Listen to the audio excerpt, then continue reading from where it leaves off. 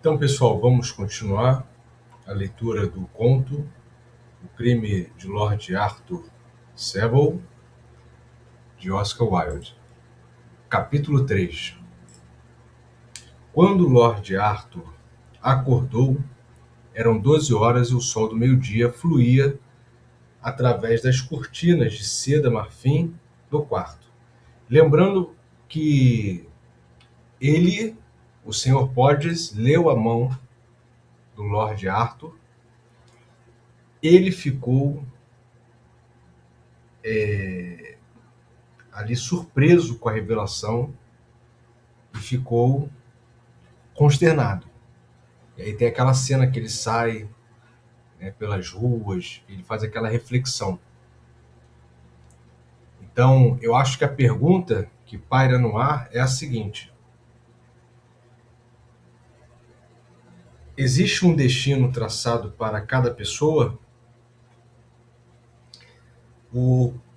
A quiromancia, essa arte, essa técnica, ela consegue desvelar esse destino? Então, nós somos livres, a liberdade humana, né? Nós somos livres para decidir. A gente não é livre totalmente, né? Nós temos uma liberdade já limitada, porque pode acontecer algo fora do nosso controle que a gente não tem controle. Mas nas nossas decisões, somos livres ou existe o que os deterministas pregam, né? Essa questão do destino. E como lidar quando se descobre o futuro, aquilo que vai acontecer. A Dani falou: vivemos um sabor liberdade, essa trend, né, que está aí entre os jovens. Vamos lá.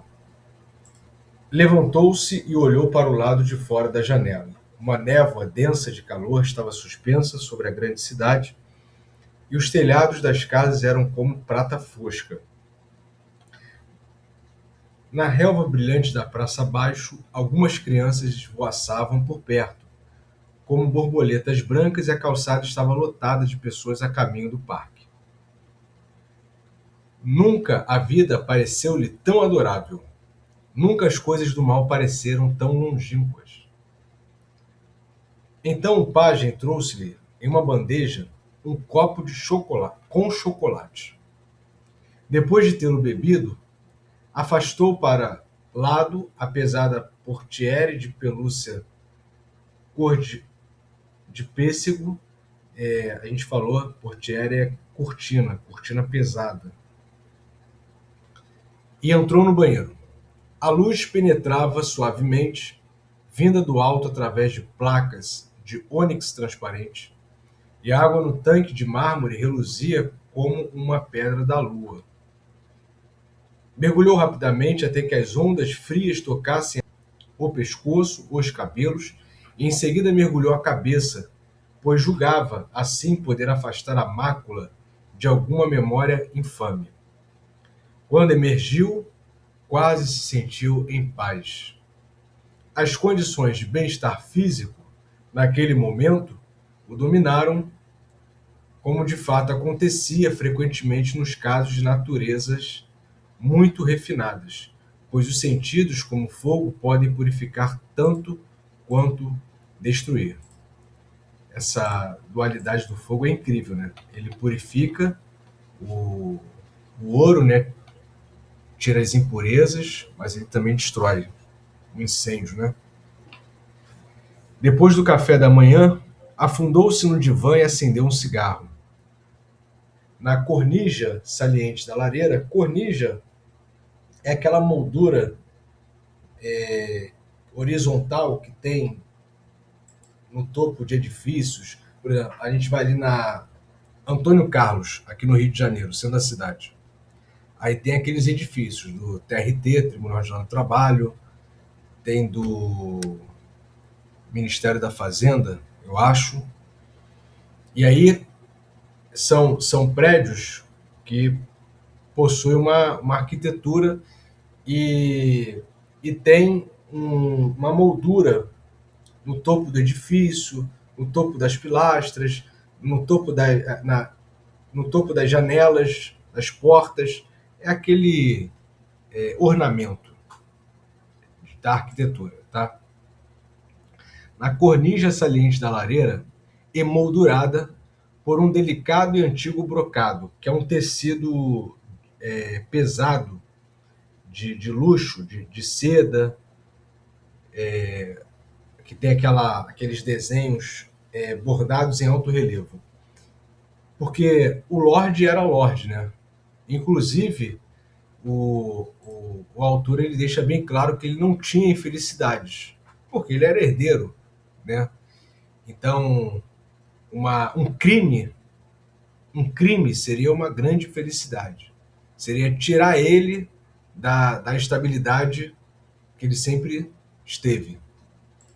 Encontrava-se uma grande fotografia de Sybil Merton, como ele a tinha visto pela primeira vez no baile de Lady Noel. A pequena cabeça, primorosamente moldada, inclinava-se levemente para um lado, como se a fina haste do pescoço mal pudesse sustentar o peso de tão grande beleza. Ele era apaixonado. Os lábios estavam levemente afastados e pareciam feitos para uma melodia suave. Toda a meiga pureza da juventude olhava para fora, maravilhada, de dentro dos olhos sonhadores. Com um vestido justo e delicado, de crepe de chine, assim, e o grande leque de folhas, ela parecia uma daquelas pequenas e delicadas figuras encontradas nos bosques de oliveiras, perto de Tanagra. E havia um toque da graciosidade grega em sua pose e atitude.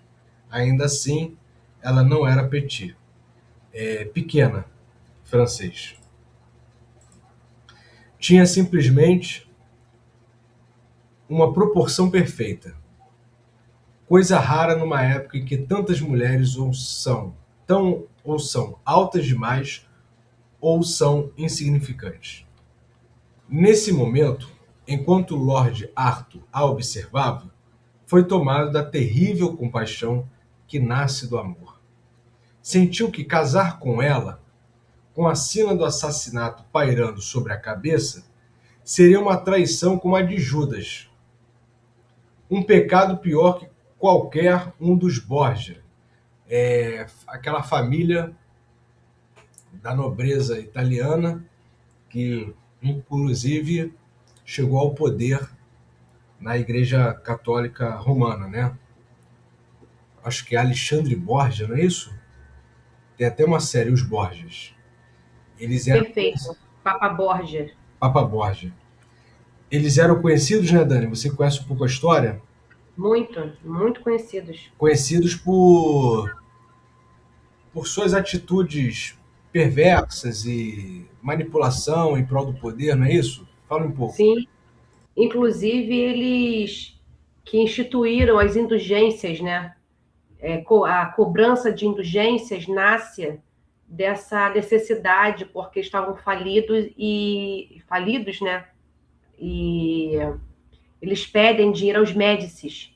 E dali começa todas essas questões para poder pagar os Médicis e levantar a igreja, que Roma estava falida em dinheiro por conta das perversões que eles praticavam também, né? E conseguem levantar a Igreja Católica com essas indulgências. Aí recebem ouro, joias, terrenos, títulos, e assim as pessoas eram perdoadas mediante o pagamento de indulgências. Ok, boa. Então coloca Judas junto com com a família Borgia, né? Um pecado pior que qualquer um dos Borgia jamais havia sonhado. Que felicidade. Inclusive, ai, desculpa, Pablo, porque ele deve ter falado isso, porque existe a literatura, mas não é comprovado ou não, se sim ou não, que o irmão, que era um bispo, ele tinha um caso com a irmã, Lucrécia Borgia. Lucrécia Borgia, sim. Ela era apaixonada pelo irmão dela. E existia um caso, todo mundo sabia, e isso era um escândalo. Um incesto, né? Um relacionamento Sim. dentro da própria família. E, inclusive, o Papa era casado, né? Ele tinha filhos, e ainda tinha uma amante e vivia em Roma com ela. É esse aspecto moral que o Oscar Wilde está querendo colocar aqui. Perfeito. Que felicidade poderia haver para ele se a qualquer momento ele poderia ser convocado a suportar a horrível profecia escrita em sua mão. A gente falou, né, no encontro passado, quiromancia é a leitura das linhas da mão, né? Que estilo de vida seria o deles enquanto o destino, olha só, o destino, como aquilo que não se pode mudar, detivesse essa temível sina em sua balança. O casamento deveria ser adiado a todo custo. Quanto a isso, estava completamente determinado. Embora amasse ardentemente aquela moça, e o simples toque dos dedos dela ao sentarem-se juntos fazia com que cada nervo de seu corpo vibrasse com delicada satisfação, reconhecia, entretanto, em que consistia seu dever e era completamente cônscio do fato de que não tinha nenhum direito de casar-se com ela até que tivesse cometido o assassinato. Feito isso, poderia postar-se diante do altar com Sybil Merton e entregar-lhe a própria vida nas mãos sem o horror da injustiça. Feito isso, poderia tomá-la nos braços, sabendo que ela nunca teria que se envergonhar dele, nunca teria que curvar a cabeça humilhada. Mas isso deveria ser feito imediatamente. Quanto mais rápido, melhor para ambos. Olha só, pessoal. Em que consistia seu dever? E era completamente cônscio do fato de que não tinha nenhum direito de casar-se com ela até que tivesse cometido o assassinato. Então, o Lord Arthur, ele considera que o assassinato é inevitável. Então, a gente até falou no encontro passado, foi a Eduarda que disse, nas suas experiências, que já viu acontecer de ter uma predição e isso mudar no futuro, né? Mas o Lord Arthur, ele está convicto de que isso vai acontecer. Então ele fala, se vai acontecer, porque ele participa ali daquela festa que a Lady Windermere promove, e o Sr. Porges, ele vai acertando. Ele vai acertando. Não é isso? É. Deixa eu ler a sua mão. Não é isso? É. Só que aí vai ler a mão dele e fala esse evento trágico na vida dele. Essa atitude que ele cometeria. E aí ele fala, então, isso tem que acontecer. Muitos homens nessa situação prefeririam a senda florida das carícias em vez de trilhar as escarpas do dever. Mas Lord Arthur era consciencioso demais para situar o prazer acima dos princípios.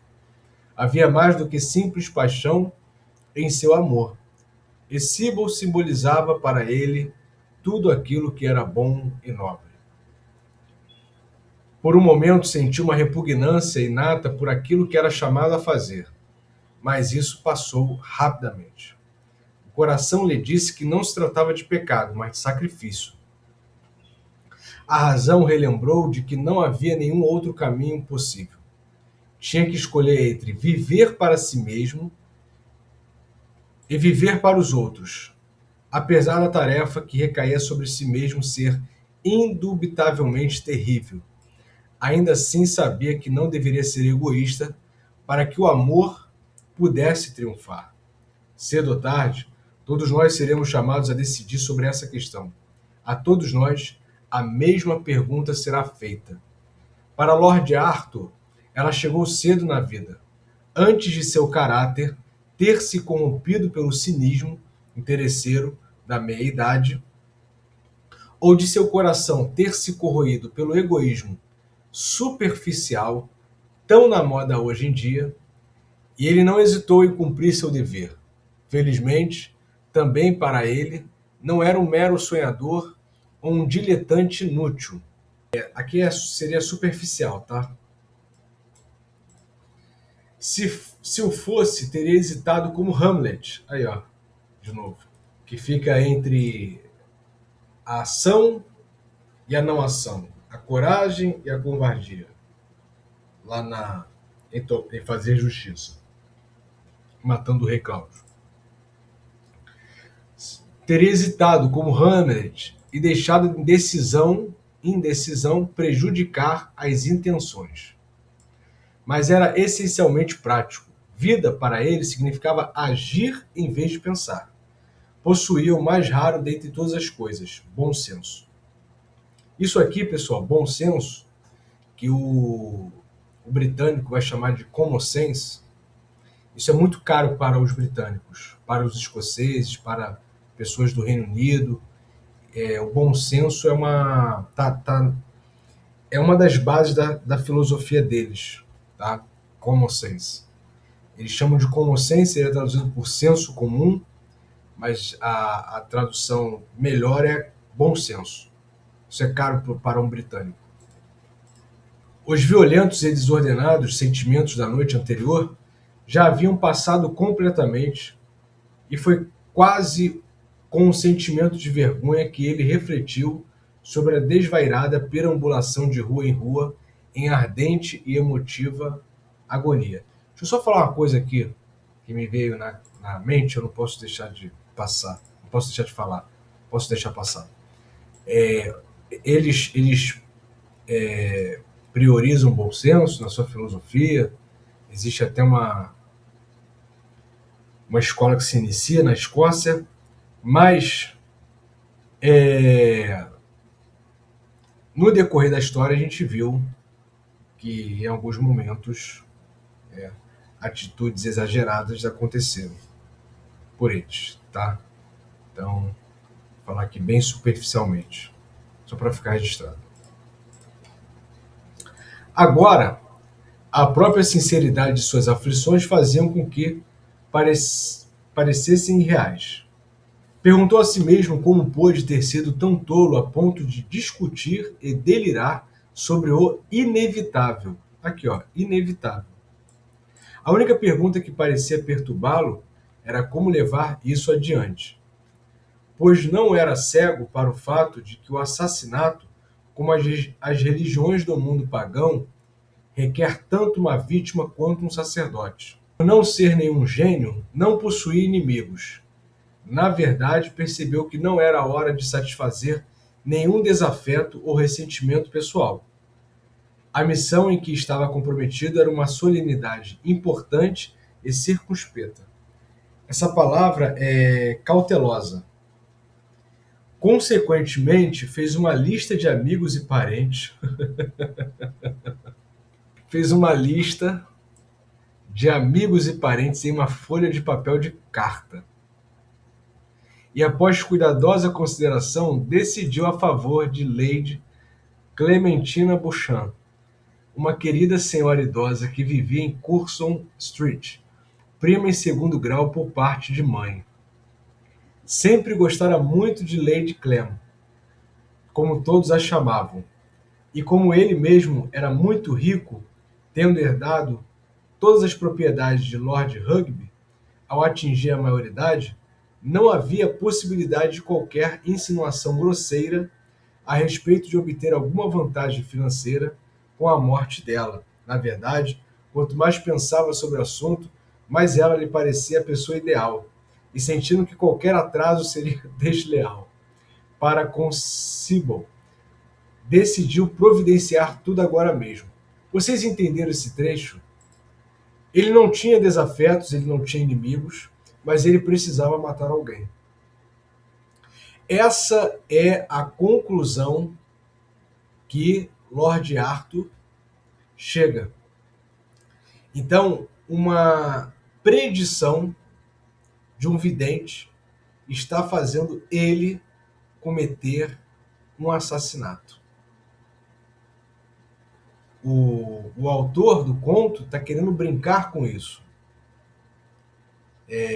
A prática, ela talvez fosse comum. A gente discutiu no encontro passado, a Eduarda até trouxe uma contextualização aqui para a gente, mas será que essas predições que os videntes, os quiromantes, eles fazem, será que ela também pode fazer com que isso seja feito? Ou seja, ela provoque a pessoa para ir nesse fluxo da predição? Acabar cumprindo esse destino que foi revelado? E ele fez uma lista de quem ele conhecia, amigos e parentes, e escolheu uma pessoa que já era idosa, né? Esse foi o critério dele. O critério dele foi, aqui em cima, que ela já era idosa, uma querida senhora idosa que vivia em Curzon Street, prima em segundo grau por parte da mãe, sempre gostara muito dela, não precisava do dinheiro dela, não precisava obter alguma vantagem financeira, mas ele tinha que fazer. Então ela foi a escolhida. A primeira coisa a ser feita seria, naturalmente, pagar ao quiromante.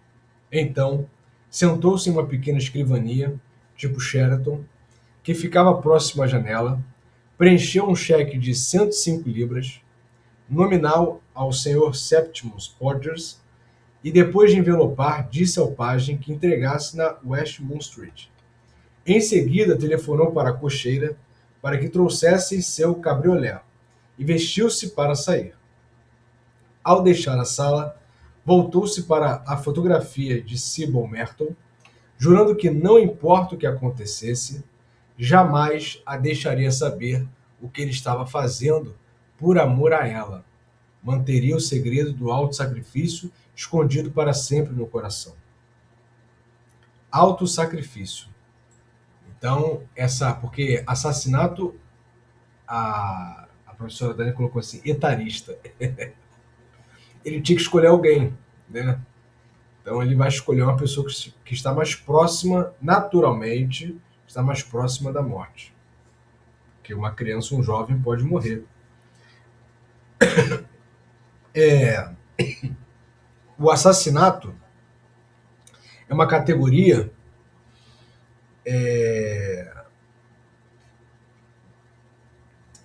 jurídica, vamos colocar assim, Dani, jurídica, ética, né, e jurídica. O sacrifício é uma categoria religiosa, que quando Yahvé, no Antigo Testamento da Bíblia Sagrada, pede Isaac, na ética ali seria um assassinato, né? Um pai matar o filho. Mas na categoria da religião, do misticismo, né, seria um sacrifício. E ele considera aquilo um auto-sacrifício. Um sacrifício para ele. Né? Mas é um assassinato. No caminho para o clube de Buckingham, parou em um florista e enviou a Sybil uma bela cesta de narcisos, com adoráveis pétalas brancas e de pistilos, semelhantes a óleos de fazão. Chegando ao clube, foi direto à biblioteca, tocou o sinete e ordenou ao garçom que lhe trouxesse limonada com soda e um livro de toxicologia. Aqui, ó, o modo. Estava totalmente decidido que veneno era o melhor meio a ser empregado naquela questão embaraçosa. Qualquer coisa como violência pessoal era-lhe extremamente desagradável. E, além do mais, estava muito ansioso para matar Lady Clementina de alguma forma que não atraísse a atenção pública.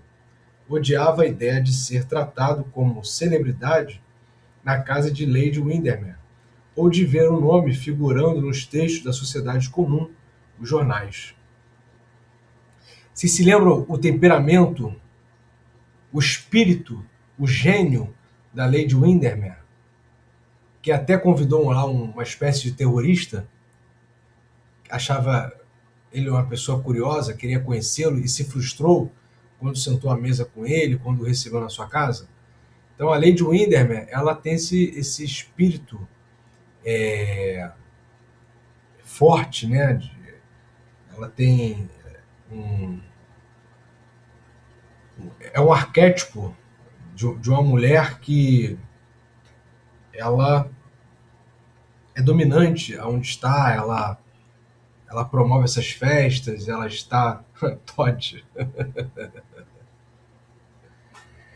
Então o Lord Arthur, colocando ali a manchete nos jornais, ele seria uma celebridade, né, nos eventos que ela promovia. Também pensou nos pais de Sybil, que eram pessoas bastante antiquadas e poderiam objetar quanto ao casamento se houvesse qualquer coisa parecida com um escândalo. Entretanto, estava certo de que se lhes contassem todos os pormenores do caso, seriam mesmo os primeiros a apreciarem os motivos que o moveram. Ela me fugiu aqui, ela gosta de ver o circo pegar fogo. Isso. Ela é provocadora, ela é debochada, ela é animada, ela é esse arquétipo, né? O arquétipo da anfitriã que promove a festa, que fala com todos, que não tem vergonha. Então, é perigosa. É a mulher de gênio forte, né? Tá no meio dos homens, da alta sociedade, e ninguém mexe com ela, né? Então, eu estou idealizando esse arquétipo aqui, pelo que o Oscar Wilde ele apresenta. Entretanto, estava certo de que, se lhes contasse todos os pormenores do caso, seriam mesmo os primeiros a apreciarem os motivos que o moveram. Quer fazer isso logo para proteger, na concepção dele, a Sybil, para proteger, inclusive, o casamento, o matrimônio. Tinha todas as razões, portanto, para decidir em favor do veneno. Era seguro, certamente, e silencioso, e afastava qualquer necessidade de cenas dolorosas, às quais, como a maioria dos ingleses, muito enraizada objeção. Perdão. Às quais, como a maioria dos ingleses, nutria enraizada objeção. Entendeu? Então, o inglês tem isso do bom senso, por isso que eu falei aqui. E ele não quer sujar as mãos. Ele quer um veneno, é diferente de você matar com as próprias mãos, né? Então, ele quer algo até para não causar escândalo. Sobre a ciência dos venenos, contudo, ele não sabia absolutamente nada. E como o garçom parecia incapaz de encontrar qualquer coisa na biblioteca além Huff's Guide e do Bales Magazine, examinou ele mesmo os livros da estante e finalmente encontrou, por acaso, uma edição lindamente encadernada do Farmacopeia e uma cópia do livro Toxicologia, de Erskine, editado por Sir Matthew Reed, presidente da Faculdade Real de Medicina e um dos membros mais antigos do Clube de Buckingham, para o qual fora eleito por engano em lugar de outro. Então ele está estudando, né? Covarde. Por quê, Dani? Por não sujar as mãos, né? Exato. Quem quer matar, mata e acabou. Não fica de artifício aí, de veneninho, não. Ele vai matar, mas não quer ser pego. Ele quer matar, mas ele não quer se indispor. Não tem como, impossível. Verdade. É igual a pessoa, esse arquétipo, né? Pessoa poderosa aparece nas narrativas, na literatura. A pessoa que é poderosa, e ele manda lá o seu jagunço, o seu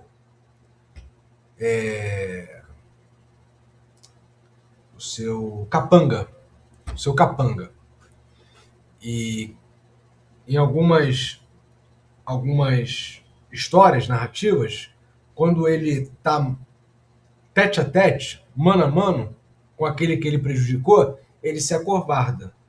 Aí ele vai para onde? Para negociação, né? Porque ele mesmo não tem a coragem de fazer. Ele manda, ele faz, né? Mas outra pessoa suja as mãos por ele, né? Mas ele mesmo, ele é um covarde. Então ele, quando ele está ali de frente ali para quem ele prejudicou, com o personagem ali que ele prejudicou, ele tende para negociação. Não, vamos conversar. Isso aparece muito em filme, em série, né? Eu estou aqui lembrando de um vilão daquela série The Walking Dead.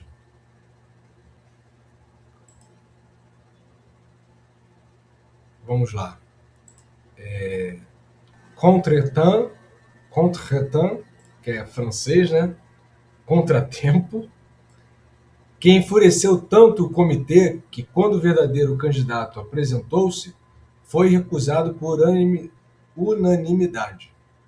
Lord Arthur ficou um tanto confuso com os termos técnicos usados nos livros e começava a arrepender-se de não ter prestado mais atenção às aulas em Oxford, quando, no segundo volume de Ruskin, encontrou um relato muito interessante e completo das propriedades da aconitina, escrito claramente no inglês legível.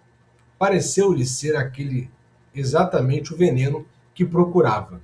Era rápido, na verdade, de efeito quase imediato, absolutamente indolor, e quando tomado em forma de cápsulas de gelatina, modo recomendado por Sir Matthew, o sabor não era de forma alguma desagradável.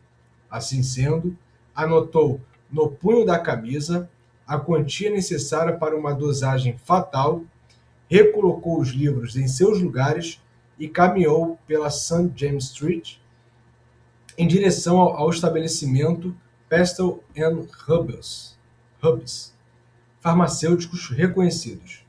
Sr. Pestle, que sempre atendia pessoalmente à aristocracia, ficou muito surpreso com o pedido e, de forma bastante respeitosa, murmurou qualquer coisa sobre a necessidade de uma receita médica. Então, o farmacêutico ele vai saber, né? Porque ele trabalha com aquilo, ele tem um conhecimento necessário para vender, para esclarecer as pessoas, então ele vai saber manipular, inclusive, então ele vai saber o que ele está pedindo. Conhecimento é poder, é verdade. Já diria Francis Bacon. Entretanto, tão logo Lord Arthur explicou-lhe que se destinava a um imenso mastim norueguês, cachorro, do qual tinha a obrigação de se livrar, pois o cão apresentava incipientes sinais de hidrofobia, além de já ter mordido 2 vezes a perna do cocheiro na altura da panturrilha. Hidrofobia é raiva. É raiva? Deixa eu voltar então. Pois o cão apresentava incipientes sinais de hidrofobia, raiva, além de já ter mordido 2 vezes a perna do cocheiro na altura da panturrilha. Agora faz sentido. O farmacêutico demonstrou-se perfeitamente satisfeito, elogiando Lord Arthur pelo espantoso conhecimento em toxicologia e providenciou a prescrição imediatamente. Ele tinha o conhecimento porque ele tinha acabado de estudar, né? Então ele quer o álibi dele, né? A justificativa dele é que ele tinha um cão, um mastim. Mastim é cachorro grande, né? De mais de 40 quilos. E raiva não tem cura, tem que sacrificar o animal. Até hoje. a raiva não tem cura? Caramba, não sabia não. Se o cachorro contrai raiva, tem que sacrificar o cachorro. Por isso que é importante a vacina antirrábica, né? Uhum. E as campanhas. Sim. E se morder o homem, se cocheira e tomar a dentada, tá fada da morte também. Tem isso, né? Agora, é um vírus isso? Tem vacina antirrábica, é vírus, né? Vírus da... Eu não sei se é bactéria, não sei. Aí tu me pegou. se bactéria, mas acho que é vírus para ter uma campanha de vacinação, porque bactéria é antibiótico, né? Tá. Ok, depois a gente vai pesquisar. Então fica aí a pesquisa, porque é uma coisa que, dependendo do lugar que a gente esteja, tem sempre um cachorro solto. Vamos lá. Lord Arthur guardou a cápsula e uma linda e pequenina bomboniere de prata, que vira em uma vitrine na Bond Street. Livrou-se da feia caixinha de pílulas de Pestle and Herbs e dirigiu-se imediatamente à casa de Lady Clementina. Bem, Mons... Mons... Bem, calma aí, deixa eu concentrar. Bem, Monsieur le Mauvais Sujet, exclamou a velha senhora, enquanto ele entrava na sala. Por que não veio me ver nesse tempo todo? Essa frase é... Então, ela é traduzida como um senhor mau caráter, mas mau caráter de danado. O livro traduz assim, malvadinho danadinho, tá? Então é essa forma metafórica de falar mau caráter. Ô, seu mau caráter! Minha querida Lady Clem, nunca tenho um tempo para mim mesmo, disse Lord Arthur, sorrindo. Suponho que você esteja dizendo que passa o dia inteiro com a senhorita Sybil Merton, comprando chifões e falando bobagens. Não entendo por que as pessoas fazem tanto estardalhaço quando vão se casar. No meu tempo, nunca sonhei em fazer tanta propaganda ou tanto barulho por causa disso, nem público e nem na privacidade. Eu lhe asseguro que não vi Sybil nas últimas 24 horas, Lady Clem. Até onde eu sei, ela pertence inteiramente ao modista de chapéus. Naturalmente, essa é a única razão pela qual você veio visitar uma velha e feia senhora como eu. Admira-me vocês homens não terem sido avisados. On a fait de folie pour moi? E aqui estou, uma pobre criatura reumática de aparência artificial e mal-humorada. On a fait de folie pour moi? Fizeram extravagâncias por mim. O livro traduz assim, no seu glossário, no fim do capítulo. Fazem loucuras por mim. E aqui estou, uma pobre criatura reumática de aparência artificial e mal-humorada. Pois não fosse pela querida Lady Jansen, que me envia os piores romances franceses que consegue encontrar, não sei se conseguiria viver. Médicos são de todo inúteis, exceto na hora de cobrar pelos honorários. Eles não conseguem sequer curar minha azia. Só voltando aqui, ela falou, homens fizeram... aqui é de folia, né? De loucuras, né? Homens fizeram loucuras por mim e aqui estou. Então, assim, homens já fizeram loucuras por mim, mas hoje eu estou aqui abandonada. Trago uma cura para isso, Lady Clem. Opa! Cura? Disse Lord Arthur, circunspecto, cauteloso. É uma coisa maravilhosa, inventada por um americano. Não creio que goste das invenções americanas, Arthur. Tenho plena certeza de que não gosto. Li uns romances americanos recentemente e são completamente disparatados. Ah, mas não tem nenhum disparate a respeito disto, Lady Clem. Asseguro-lhe de que é cura perfeita. Precisa me prometer que irá provar. Lord Arthur tirou a caixinha do bolso e lhe entregou. Bem, a caixa é encantadora, Arthur. É mesmo um presente? Muito gentil de sua parte. É este o maravilhoso remédio? Parece um bombom. Bombom de doce mesmo, né? De bomboniere. Tomarei agora mesmo. Bom Deus, Lady Clem, exclamou Lord Arthur, segurando-lhe a mão. Não deve fazer esse tipo de coisa. É um remédio homeopático. E se o tomar sem ter azia, pode fazer-lhe mal. Espere até ser acometida por um ataque. Então tome. Ficará surpresa com o resultado. Presente de grego. É essa aí. Editora.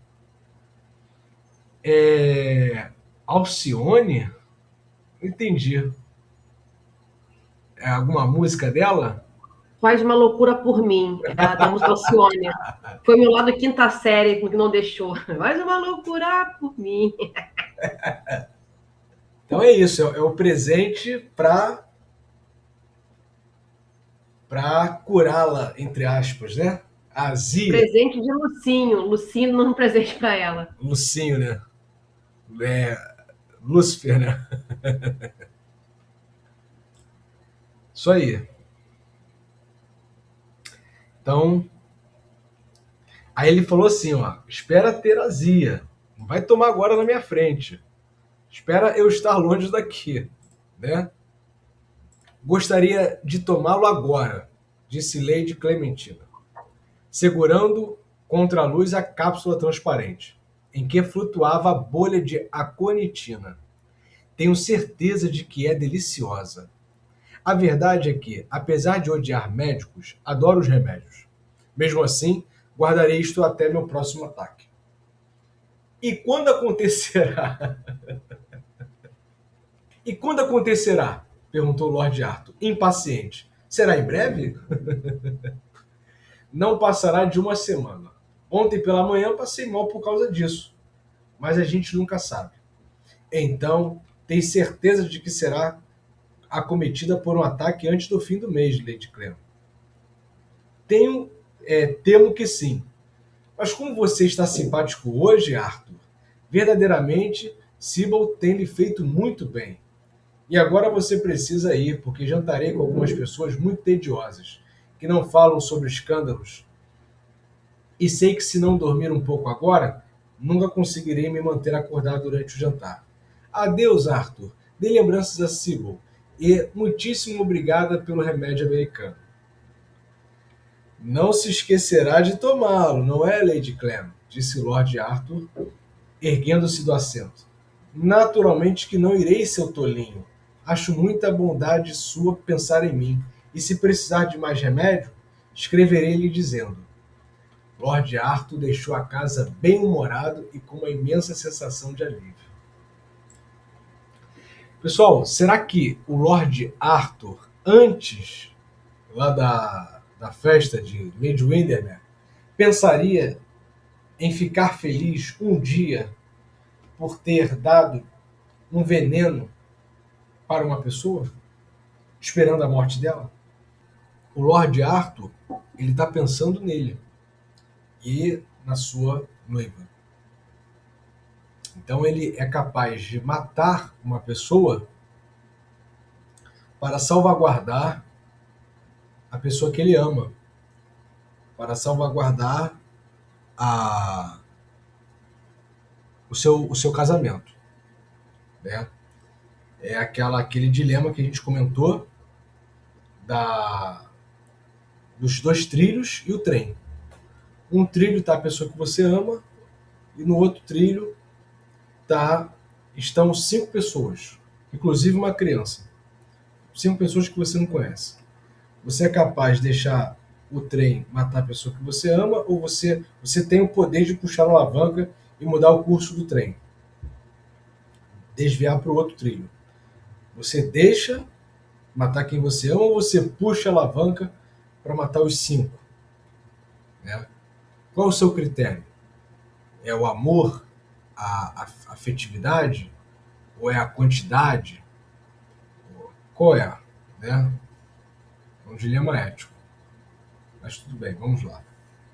Naquela noite, teve um encontro com Sybil Merton. Contou a ela como repentinamente havia sido posto numa posição extremamente delicada, da qual nem a honra nem o dever permitiram-no retroceder. Disse a ela que o casamento deveria ser adiado por agora, pois até que estivesse desimpedido desse terrível embaraço, não seria um homem livre. Implorou-lhe que confiasse nele e que não tivesse nenhuma dúvida quanto ao futuro. Tudo daria certo, mas era preciso ter paciência. O encontro teve lugar no conservatório da casa do Sr. Merton, em Park Lane, onde Lord Arthur tinha jantado como de costume. Sibyl nunca pareceu tão feliz, e por um momento Lord Arthur sentiu-se tentado a agir como um covarde, a escrever para Lady Clementina a respeito da pílula e deixar que o casamento prosseguisse como se não houvesse no mundo alguém como o Sr. Podgers. Então ele titubeou aqui, pensou em escrever para fazê-la desistir de tomar o remédio. Entretanto, seu caráter superior logo se impôs, e mesmo quando Sibyl afundou, chorando em seus braços, ele não esmoreceu. A beleza que havia lhe instigado os sentidos tocara-lhe também a consciência. Sentiu que arruinar uma vida tão bela por causa de poucos meses de prazer seria um erro. Permaneceu com Sibyl até quase meia-noite, confortando e sendo confortado por ela, e cedo na manhã seguinte partiu para Veneza, depois de ter escrito uma carta corajosa e resoluta ao Sr. Merton a respeito da necessidade de se adiar o casamento. Capítulo 4. Pessoal, e aí? Vamos? Então vamos. Vamos lá. Em Veneza, encontrou o irmão, Lord Surbiton, que aconteceu de ter vindo de Corfu em seu próprio iate. Os jovens passaram 2 agradáveis semanas juntos. Esse lugar é Ilha na Grécia. Tá? Os jovens passaram 2 agradáveis semanas juntos. Pela manhã cavalgaram pelo Lido ou passeavam para cima e para baixo no canal, em suas compridas gôndolas negras. À tarde costumavam receber convidados no iate. E à noite jantavam no Florian, fumando incontáveis cigarros na piazza. Ainda assim, por algum motivo, Lord Arthur não estava feliz. Todos os dias lia a coluna de obituários do Times, na expectativa de ver a notícia da morte de Lady Clementina. Mas todos os dias ficava desapontado. Começou a temer que algum tipo de acidente tivesse acontecido a ela e sempre se arrependia de tê-la impedido de tomar a conitina quando estava tão ansiosa para testar o efeito. As cartas de Sibyl, apesar de plenas de amor,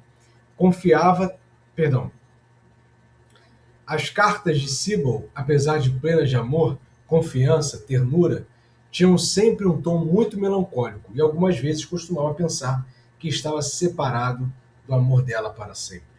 Após 2 semanas, Lord Surbiton ficou cansado de Veneza e decidiu descer a costa em direção a Ravenna, pois ouvira que havia uma espécie de capital da caça ao galo em Pinetone, não sei. Em inglês seria Pinetone. Primeiro, Lord Arthur recusou-se terminantemente a ir, mas Surbiton, por quem tinha muito afeto, por fim conseguiu persuadi-lo de que se permanecesse sozinho no hotel Daniele. Aí, Daniele. Mas aqui é nome masculino. Aqui é o nome próprio masculino. Daniele. Ficaria entediado até a morte. Na manhã do dia 15, partiram enquanto soprava o vento nordeste e o mar estava um pouco agitado. O passeio estava excelente e a vida livre, a céu aberto, devolveu colorido ao rosto de Lord Arthur. Mas, por volta do dia 22, começou a ficar ansioso sobre Lady Clementina, e a despeito dos protestos de Surbiton, voltou de trem para Veneza. Então ele foi curtir, né? Ele foi passear, ele foi velejar, né? Navegar, esperando ali Despedida de solteiro. Despedido de solteiro. Ficou ali ansioso pela chegada da notícia. Ficou lendo os obituários para ver se tinha ali a morte da Lady Clem. Assim que desceu da gôndola, pisando nos degraus do hotel, o proprietário veio ao seu encontro com um maço de telegramas. Lord Arthur arrancou-os das mãos dele, abrindo-os rapidamente. Tudo havia ocorrido com sucesso. Lady Clementina morrera de repente na noite do dia 17. Então ela morreu. Lord Arthur matou uma pessoa. Seu primeiro pensamento foi para Sibyl e enviou-lhe um telegrama anunciando o retorno imediato para Londres. Em seguida, deu ordens ao pajem para que fizesse as malas para o expresso noturno. Pagou aos gondoleiros 5 vezes mais que a tarifa normal e correu para o quarto com passos leves e o coração flutuando. Lá, encontrou 3 cartas esperando por ele. Uma era da própria Sibyl, repleta de solidariedade e condolências. As demais eram uma de sua mãe e outra do procurador de Lady Clementina. Parecia que a velha senhora havia jantado com a duquesa naquela mesma noite, encantara a todos com sua perspicácia e seu esprit, mas fora embora um tanto cedo queixando-se de azia. Aqui é uma palavra francesa, espírito, tá? Espírito, como a gente está falando, né? Como esse ânimo, propriamente tal, mas aqui é de ânimo, de essa sagacidade. Mas fora embora um tanto cedo queixando-se de azia. Pela manhã foi encontrada morta na cama, sem aparentar ter sofrido alguma dor. Sir Matthew Reed foi enviado imediatamente, mas, é claro, não havia mais nada a ser feito e ela foi enterrada no dia 22 no cemitério Buchan Chalcotes. Poucos dias antes de morrer, havia feito um testamento, deixando para Lord Arthur a pequena casa em Curzon Street. Opa! Com todos os móveis, as propriedades pessoais e os quadros, exceto a coleção de miniaturas, que deixava para a irmã, Lady Margaret Rufford, e o colar de ametistas destinado a Sibyl Merton. Então, ela deixou uma pequena casa para o Lord Arthur. Ele matou ela e ainda ganhou uma casa. Pois é. A propriedade não era de grande valor, mas o senhor Mansfield, procurador, estava extremamente ansioso para que Lord Arthur retornasse de imediato, se possível, pois havia uma porção de contas a serem pagas, e Lady Clementina nunca mantivera as finanças em ordem. Lord Arthur ficou muito emocionado por Lady Clementina ter se lembrado dele e sentiu que o Sr. Porges teria que arcar com boa parte da responsabilidade. O amor por Sibyl, entretanto, dominava todas as outras emoções, e a consciência de ter cumprido o dever deu-lhe paz e conforto. Ao chegar em Charing Cross, sentia-se perfeitamente feliz. O Sr. Porges, ele tem responsabilidade? Teria que arcar com boa parte da responsabilidade. O vidente, o quiromante. O crime sempre compensa. Nem sempre, né?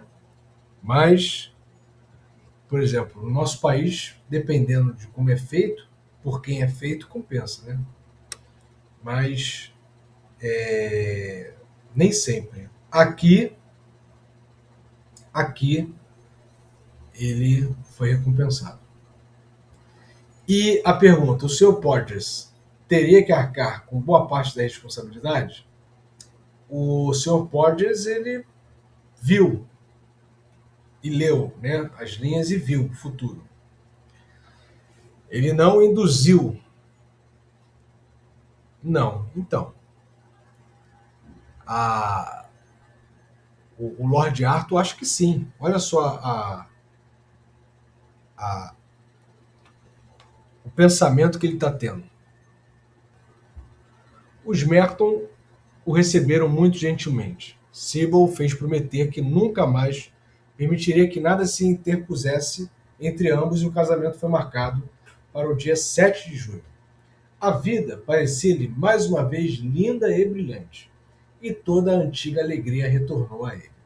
Certo dia, porém, enquanto estava inspecionando a casa em Curzon Street, na companhia do procurador de Lady Clementina e da própria Sibyl, queimando maços de cartas apagadas, esvaziando gavetas de coisas excedentes e sem valor, a jovem de repente soltou um gritinho de contentamento.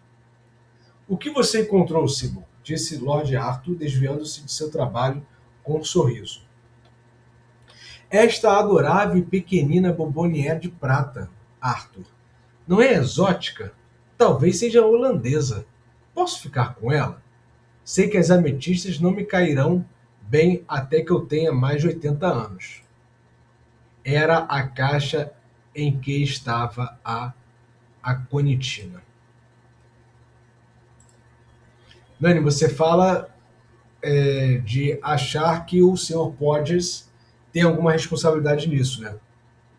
Induziu ele a esse assassinato, não é isso? É isso? Beleza. Lord Arthur sobressaltou-se, e um leve rubor subiu-lhe à face.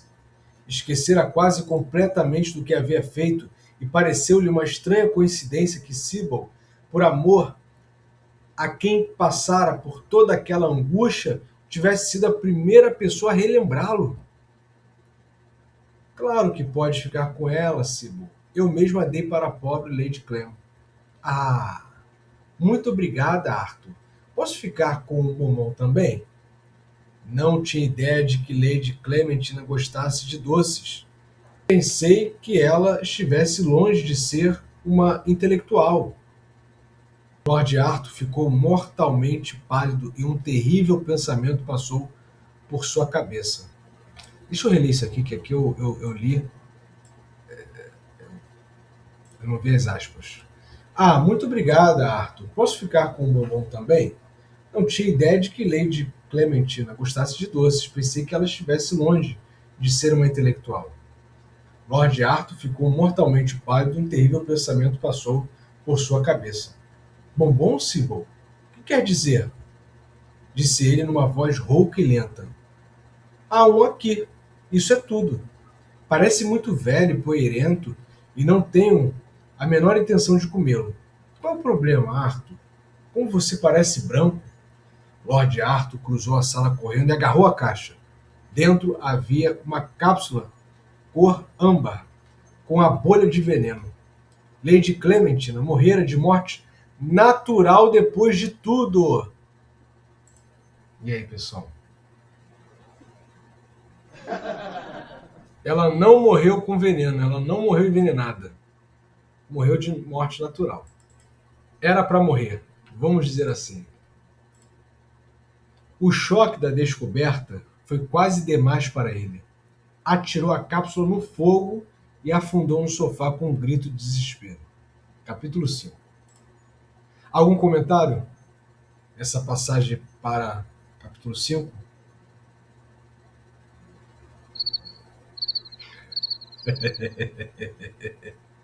Então vamos lá.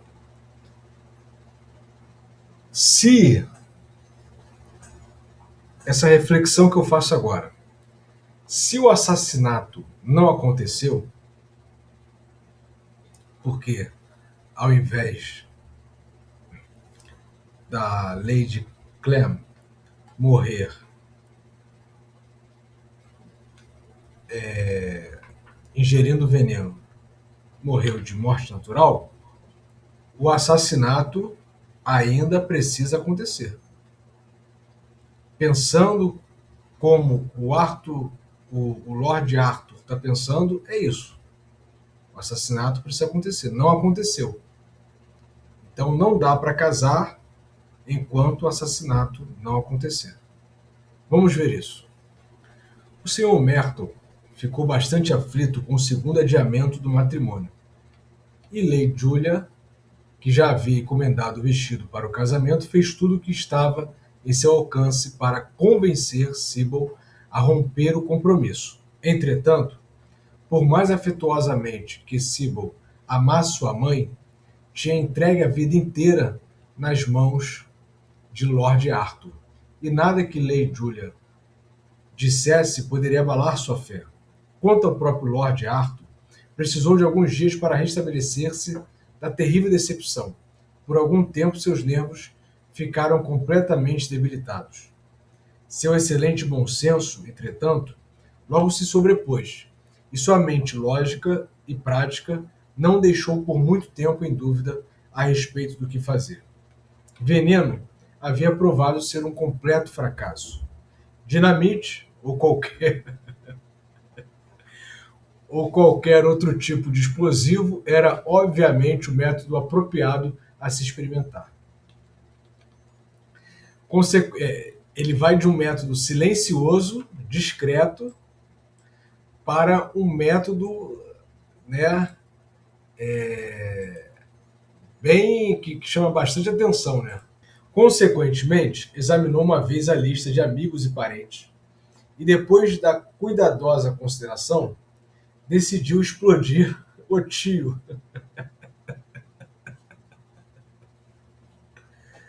O Deão de Chichester. O Deão, homem de grande cultura e conhecimentos, era extremamente aficionado por relógios e possuía uma maravilhosa coleção deles, do século XV até os dias atuais. Pareceu a Lord Arthur que o hobby do bondoso Deão oferecia-lhe uma excelente oportunidade de seguir adiante com seu plano. Mas onde encontrar um mecanismo explosivo, é claro, era uma questão completamente diferente. O guia londrino não forneceu nenhuma informação sobre o assunto e sentiu que tiraria pouco proveito em se dirigir a Scotland Yard com esse propósito. A polícia, né? Pois nunca pareciam saber coisa alguma sobre o movimento das dissidências com o uso de dinamite, até que alguma explosão acontecesse, e ainda assim não descobriam muita coisa. Subitamente lembrou-se do amigo Ruvalov, um jovem russo com verdadeiras tendências revolucionárias, a quem encontrara na casa de Lady Windermere, no inverno. Conde Ruvalov tinha incumbência de escrever a biografia de Pedro o Grande e veio a Londres com o propósito de estudar documentos relatando a época em que o czar residiu no país como carpinteiro naval. Mas havia suspeita geral de que era um agente nihilista, e não havia dúvida de que a embaixada russa não via com bons olhos a presença dele em Londres. O niilismo, a gente até falou isso, né? Semana passada, ontem, semana passada. Ainda é sábado, não é domingo. Até falamos disso ontem, né, o Dani? O niilismo, né? O niilismo, ela é uma filosofia e também um estado de mente, de pensamento, onde a pessoa ela acaba se desfazendo de qualquer sentido que a vida pode ter, né? Então é uma perspectiva de visão, de percepção da realidade. Então negaria o sentido, não só o sentido, mas o valor das coisas, né? O valor da existência, também existe nas questões morais. Então não há o bem, o mal, o bom e o mal, correto e o incorreto, o errado. O niilismo também nega as verdades absolutas. Então é uma espécie de ceticismo radical. Existem tipos de niilismo, né? Mas aqui, esse sentido aqui, seria, mas havia a suspeita geral de que era um agente niilista. Eu creio, eu não sei como se houve na história alguma expressão, mas eu creio que seja aquele que não tem nenhuma restrição para efetuar um atentado. Tá? Mas vamos lá. Lord Arthur teve a impressão de que aquele era o homem ideal para o propósito, e em certa manhã dirigiu-se ao quarto que o russo alugava em Bloomsbury para pedir-lhe ajuda e informações. Então você está levando política a sério, disse o conde Ruvaloff, quando Lord Arthur contou-lhe o objetivo da missão. Mas Lord Arthur, que odiava bravatas de qualquer tipo, admitiu que não tinha o menor interesse pelas questões sociais.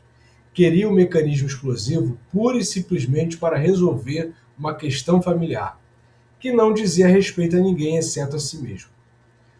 Conde Ruvaloff olhou por alguns instantes, assombrado, e então, vendo que continuava absolutamente sério, escreveu o endereço em um pedaço de papel, rubricou e entregou-lhe sobre a mesa. A Scotland Yard daria muita coisa por esse endereço, meu querido companheiro. Não terão, exclamou Lord Arthur, rindo, e depois de apertar a mão do jovem russo amigavelmente, desceu correndo as escadas, examinando o papel e disse ao cocheiro para levá-lo a Soho Square. Lá o dispensou, descendo a Greek Street até chegar ao lugar denominado Bales Court. Passou por baixo da arcada e viu-se num curioso cul-de-sac, aparentemente ocupado por uma lavanderia francesa. Essa palavra aqui é fundo de saco. Deixa eu ver como é que o livro traduz. Então, é isso aqui. Ela é fundo de saco. É cul-de-sac. Só que esse termo ele se refere, geralmente, a uma rua sem saída. O livro colocou beco sem saída. Tá? Então passou por baixo da arcada e viu-se num curioso cul-de-sac, aparentemente ocupado por uma lavanderia francesa. Uma rede perfeita de varais estirava-se de uma casa a outra e havia o tremular de linho branco na brisa da manhã. Andou direto até o fim e bateu na porta de uma casinha verde. Depois de algum atraso, a porta foi aberta por um estrangeiro de aparência um tanto grosseira, que lhe perguntou num inglês muito ruim o que desejava. Lord Arthur entregou o papel que o conde Ruvaloff lhe dera. Ao lê-lo, o homem inclinou-se e convidou o Lord Arthur a entrar numa sala de visitas de aparência muito gasta, no andar térreo, e em poucos minutos, Winkelkopf, como era conhecido na Inglaterra, entrou na sala alvoroçado, com um guardanapo manchado de vinho ao redor do pescoço e um garfo na mão esquerda. Conde Ruvaloff forneceu informações a seu respeito, disse Lord Arthur, curvando-se, e estou ansioso por ter curta entrevista com o senhor para tratar de negócios. Meu nome é Smith, Sr. Robert Smith, e quero que o senhor me forneça um relógio explosivo. Encantado em conhecê-lo, Lord Arthur, disse o pequeno e genial alemão rindo. Não pareça tão alarmado. É minha obrigação conhecer a todos, e lembro-me de tê-lo visto numa tarde em casa de Lady Windermere. Espero que aquela senhora esteja perfeitamente bem. Importa-se de sentar-se comigo enquanto termino meu desjejum? Este é um patê excelente. Meus amigos são gentis o bastante para dizer que meu vinho do Reno é melhor que qualquer um que se tome da embaixada alemã. E antes que Lord Arthur tivesse recuperado a surpresa de ser reconhecido, encontrou-se sentado em uma sala posterior, provando um dos mais deliciosos vinhos Marco Brunner em um jarrete de vinho de vidro amarelo pálido, marcado com o monograma imperial, e conversando da maneira mais amigável possível com o famoso conspirador. Até aqui tudo bem, pessoal? 007, James Bond, do Ian Fleming, sempre os russos. Pessoal, então, O assassinato não aconteceu. Precisa acontecer. E aí o Lord Arthur escolhe outra pessoa e decide explodi-la. E está ali, se encontrou com o Conde Ruvaloff, que deu o endereço de um técnico de bombas, né? Fabricador de bombas. Tem um nome isso, não tem, Dani? Explosivos.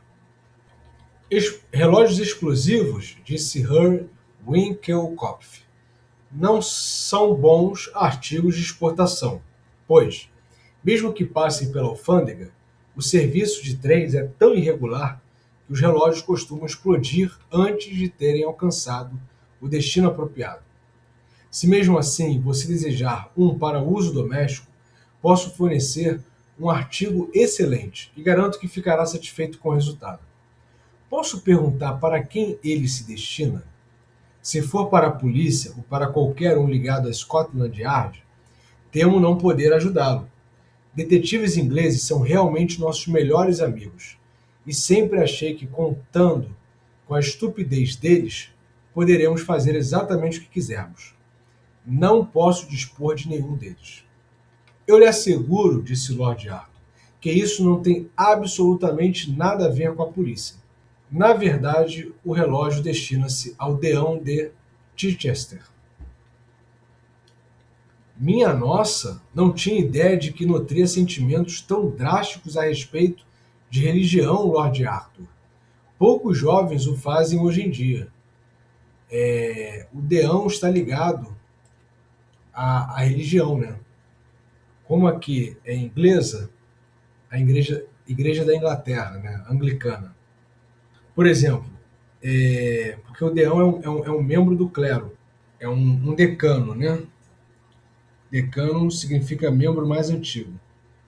Dignatário eclesiástico que dirige uma assembleia ou um capítulo. Para numa outra busca aqui, o dignatário é o responsável máximo de um órgão colegial da igreja.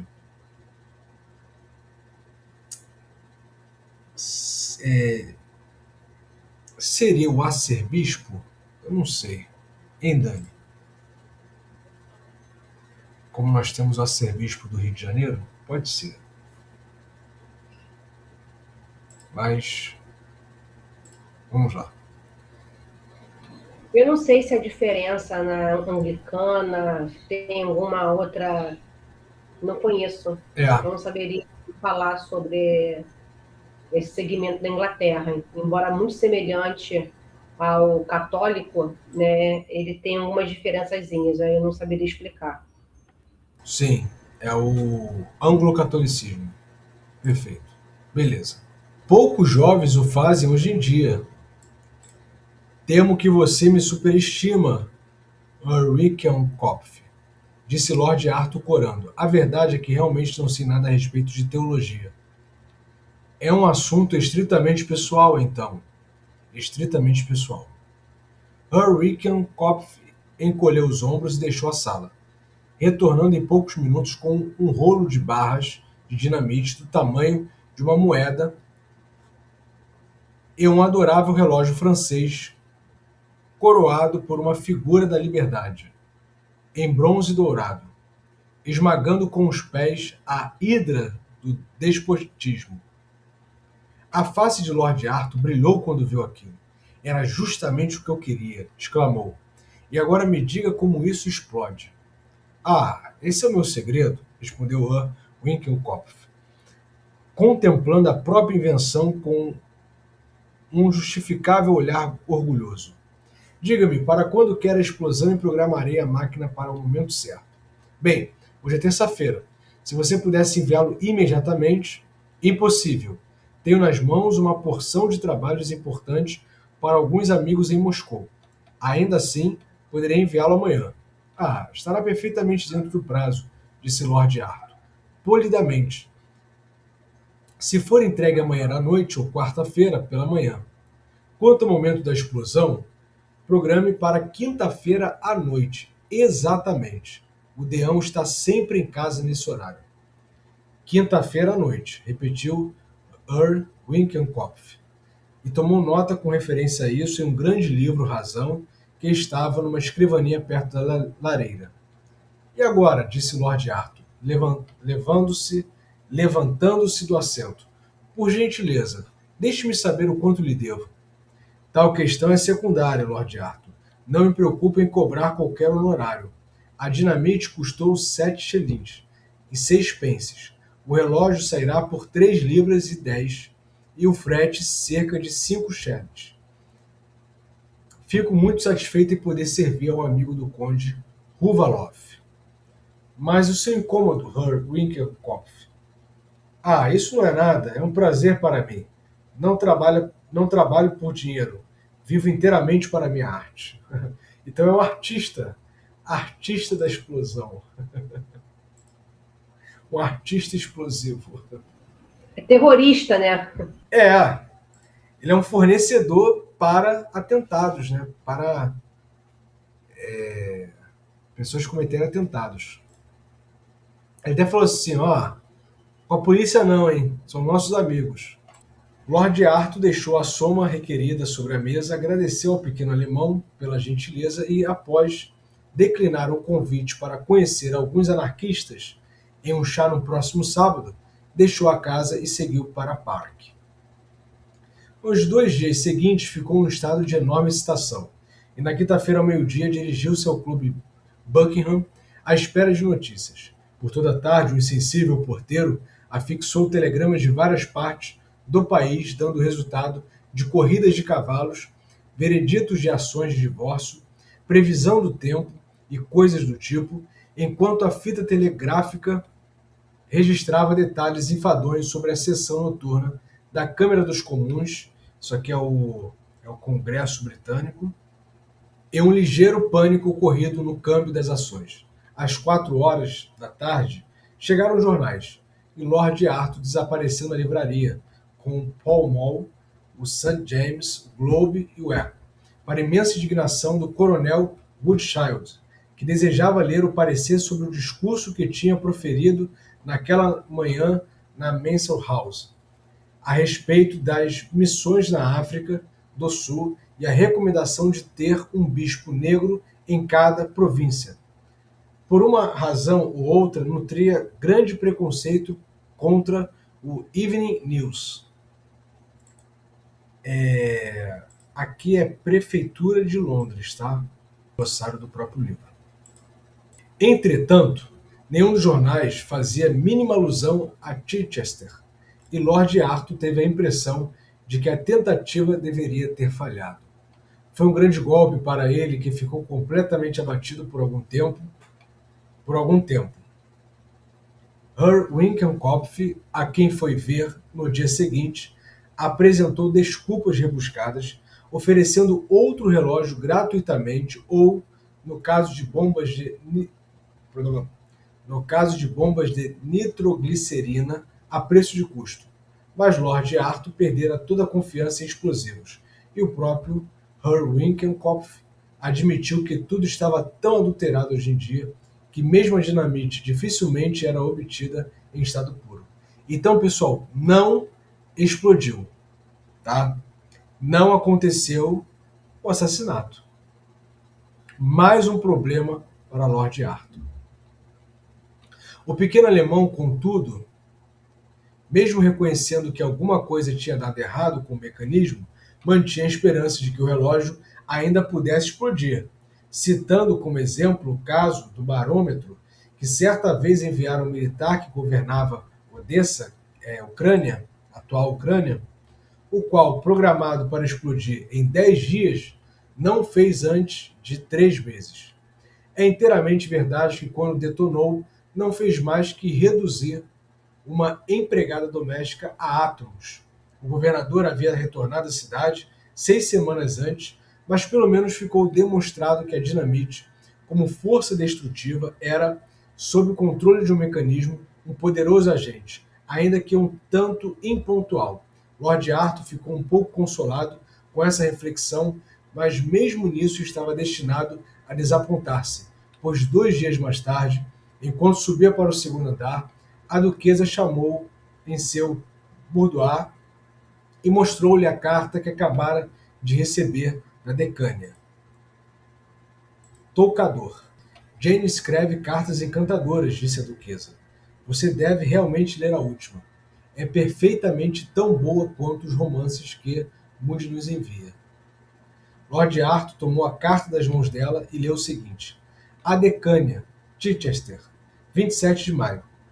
Minha querida tia, muitíssimo obrigada pelas flanelas para a Sociedade Dorcas e também pelo riscado. Concordo perfeitamente com a senhora de que é um absurdo da parte delas quererem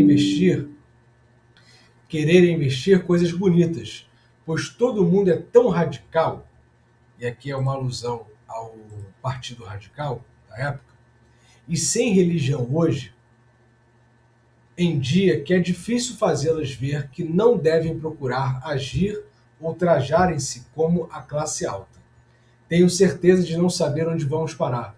Como papai sempre diz nos sermões, vivemos em uma era de incredulidade. Nós nos divertimos muito com um relógio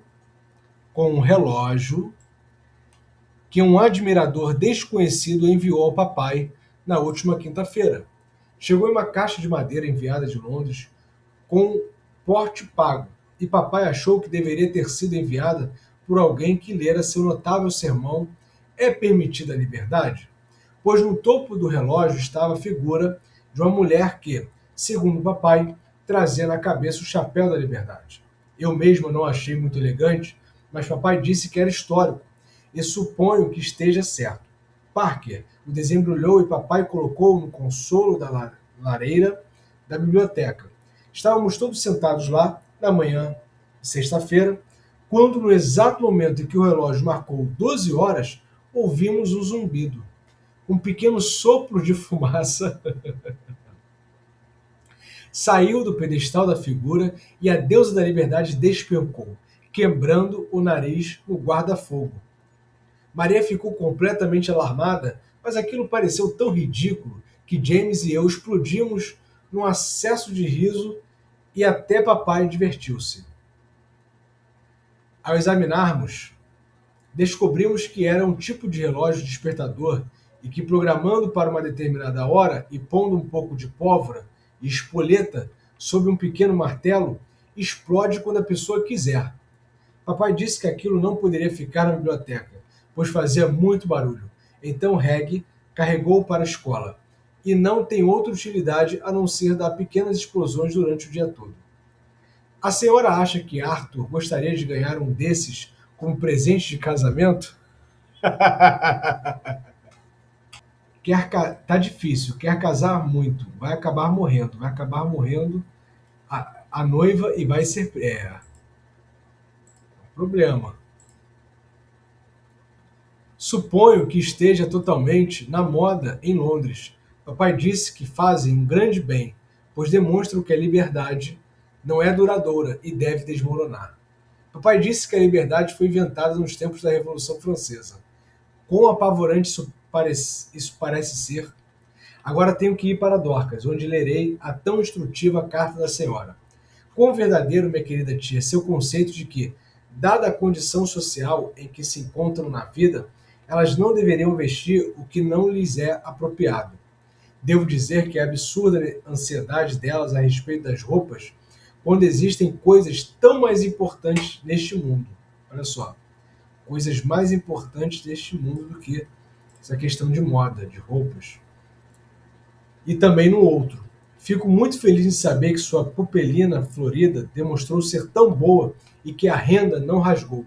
Usarei o cetim amarelo com que a senhora tão gentilmente me presenteou na próxima quarta-feira em visita à casa do bispo, e creio que ficará bem. Usam-se laços ou não? James disse que todo mundo usa laços agora e que a anágua deve ter babados. Reg acaba de assistir a outra explosão e papai ordenou que o relógio seja posto no estábulo. Não acredito que papai goste tanto dele agora quanto gostava no começo, embora esteja muito lisonjeado por ter ganho um brinquedo tão bonitinho e engenhoso. Brinquedo tão bonitinho e engenhoso. Isso demonstra que as pessoas leem seus sermões e tiram proveito deles.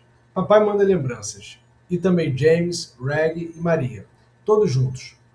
Esperamos que tio Cecil esteja melhor da gota. Sinceramente, de sua sempre afetuosa sobrinha, Jane Percy. PS, que para nós é observação. Post-scriptum. Dê-me uma resposta a respeito dos laços. Janice insiste que estão na moda. Lord Arthur contemplou a carta com um ar tão grave e infeliz que a duquesa teve um acesso de riso. Meu querido Arthur, exclamou, nunca mais mostrarei a você a carta de uma jovem novamente. Mas o que devo dizer a respeito do relógio? Acredito que seja uma invenção primordial e gostaria eu mesma de ter um igual. Porque falou o que achava da ideia de dar para Arthur, né? Não creio que sejam bons, disse Lord Arthur, com um sorriso triste. Depois de beijá-la, deixou o quarto. Chegando ao andar superior, afundou-se em um sofá e seus olhos encheram-se de lágrimas. Tinha feito o melhor que podia para cometer um assassinato, mas falhara nas duas ocasiões, embora não devido aos próprios erros. De novo o sofá, né? Esse afundamento, essa frustração. Tinha tentado fazer sua obrigação, mas parecia que o próprio destino tornara-se um traidor. Sentia-se oprimido pela sensação de esterilidade, de suas boas intenções, das tentativas fracassadas em tentar ser correto. Talvez fosse melhor romper o casamento de uma vez. Sybil sofreria, é verdade, mas o sofrimento não poderia de fato danificar um caráter tão nobre quanto o dela. Quanto a ele, que importava? Existe sempre uma guerra em que se possa morrer, alguma causa por que dar a vida. E como a vida não lhe dava prazer, não haveria horror na morte. Deixasse o destino levar a cabo a perdição, ele não faria nada para evitar. Vestiu-se às 7h30, dirigindo-se para o clube. Surbiton estava lá em uma festa para rapazes, e Lord Arthur foi obrigado a jantar com o irmão. A conversa trivial e as brincadeiras sem sentido não interessavam, e tão logo o café foi servido, ele os deixou, inventando algum compromisso a fim de que pudesse partir. Ao sair do clube, o porteiro entregou-lhe uma carta. Era de Hugh Winkenkopf, pedindo-lhe que o encontrasse na noite seguinte para ver um guarda-chuva explosivo, que detonava assim que o abriam. Era a invenção mais recente, recém-chegada de Genebra. Rasgou a carta em pedacinhos. Estava decidido a não tentar mais nenhum experimento. Em seguida perambulou pelo cais do Tamisa, vagando por horas ao lado do rio.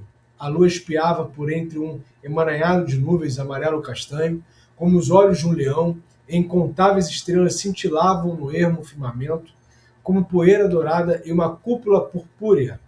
Aqui e ali uma barcaça oscilava nas correntes agitadas, flutuando para longe com a maré, e os sinaleiros da ferrovia alternavam-se entre verde e vermelho, assim que os trens cruzavam a ponte com barulho estridente. Depois de algum tempo, soaram 12 horas na torre alta de Westminster, e a cada badalada do poderoso sino, a noite parecia tremer. Então as luzes da estrada de ferro se apagaram. Apenas uma lâmpada solitária permaneceu brilhando, como um grande rubi, em um mastro gigante, e um bramido da cidade tornou-se cada vez mais tênue. Às 2 horas ele se levantou, perambulando em direção a Blackfriars. Quão irreal tudo parecia. Quão semelhante a um sonho estranho. As casas do outro lado do rio davam a impressão de surgirem das trevas. Poderia-se dizer que a prata e as sombras refizeram o mundo mais uma vez. O domo gigantesco de St. Paul assomava como uma bolha em meio à penumbra. Aproximando-se da agulha de Cleópatra, viu um homem inclinado sobre o parapeito. Ao chegar mais perto, o homem ergueu os olhos e a luz do lampião de gás iluminou-lhe completamente a face. Era o Sr. Porteous, o quiromante. Ninguém poderia confundir aquele rosto gordo, flácido, os óculos de aros dourados, o sorriso débil, doentio, a boca voluptuosa. Lord Arthur sobressaltou-se. Uma ideia brilhante cruzou seu pensamento e sorrateiramente posicionou-se atrás do Sr. Porteous. No instante, agarrou-o pelas pernas, lançando-o no Tâmisa. Ouviram-se blasfêmias obscenas, uma pesada pancada na água, e tudo então ficou em silêncio. Lord Arthur olhou ansiosamente para baixo, mas não conseguiu ver nada do quiromante, a não ser o chapéu, dando piruetas em um redemoinho de água iluminada pelo luar. Depois de um tempo, o chapéu também afundou, e não restou mais nenhum vestígio visível do Sr. Podgers. Em dado momento, acreditou ter visto a volumosa e desajeitada figura tentando alcançar a escada ao lado da ponte, e um terrível sentimento de fracasso caiu sobre ele, mas percebeu que era apenas um reflexo, e quando a lua surgiu, a saída de trás de uma nuvem, a imagem desapareceu. Finalmente parecia ter realizado o mandado do destino. Sentiu-se profundamente aliviado e o nome de Sibyl veio-lhe aos lábios. Deixou cair algo, senhor? Disse uma voz atrás dele subitamente. Virou-se e viu um policial com uma grande lanterna. Nada importante, sargento, respondeu sorrindo. Chamou um cabriolé que passava, pulou para o interior e disse ao cocheiro que seguia para Belgrave Square. No dia seguinte, seguiu alternadamente esperança e medo. Havia momentos em que quase esperava ver o Sr. Podgers entrando na sala. Mesmo assim, em outras ocasiões, achava que o destino não poderia ser injusto para consigo. Por 2 vezes foi até o endereço do quiromante na Westmont Street, mas não teve coragem de tocar a sineta. Ansiava por ter certeza e a temia, ao mesmo tempo. Finalmente chegou a resposta. Estava sentado na sala de fumantes do clube, tomando chá e ouvindo, um pouco entediado, o relato de Surbiton a respeito da última canção humorística no Gaiety, quando o garçom entrou trazendo os jornais matutinos. Pegou o St. James e virava as páginas com indiferença quando este estranho título chamou-lhe a atenção. Suicídio de um quiromante. Empalideceu de excitação e começou a ler. Nos parágrafos via-se o seguinte: ontem pela manhã, às 7 horas, o corpo do Sr. Septimus R. Podgers, quiromante insigne, foi encontrado na costa de Greenwich, exatamente diante do Hotel Ship. O infeliz cavaleiro estava sendo procurado já há alguns dias, e uma ansiedade notável a respeito de sua segurança era sentida nos círculos de quiromantes. Presume-se que tenha cometido suicídio sob influência de uma insanidade mental temporária causada por excesso de trabalho, e o veredito com referência ao fato foi declarado nesta tarde pelo magistrado. O Sr. Podgers havia acabado de concluir um elaborado tratado a respeito da mão humana, que será publicado dentro em breve, quando, sem dúvida, atrairá muita atenção. O falecido tinha 65 anos de idade e não parece ter deixado nenhum parente. Lord Arthur saiu correndo do clube, ainda segurando o jornal nas mãos, para imenso assombro do porteiro, que em vão tentou detê-lo. Dirigiu-se imediatamente para Park Lane. Sibyl ouviu pela janela e alguma coisa lhe disse que ele era o portador de boas notícias. Ela correu ao encontro dele e, ao ver-lhe o rosto, soube que tudo estava bem. Minha querida Sibyl, exclamou Lord Arthur, vamos nos casar amanhã. Seu bobinho, como? Se o bolo ainda não foi encomendado, disse Sibyl, rindo entre lágrimas. E aí, pessoal? C'est fini? Terminamos.